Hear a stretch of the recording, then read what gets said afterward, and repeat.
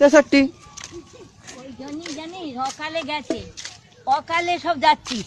63 বলি বড্ড বেরিয়েছিস না, ওই জন্যই গেছিস বাফারা হয়েছিস।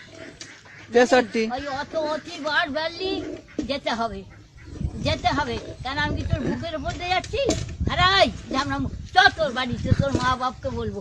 ওই জন্যই তোদের ওই রকম দুঃখ। 63 63 কি কাজ তোর মুখে মুছে দিয়েছে হারা খান কি ছেলে।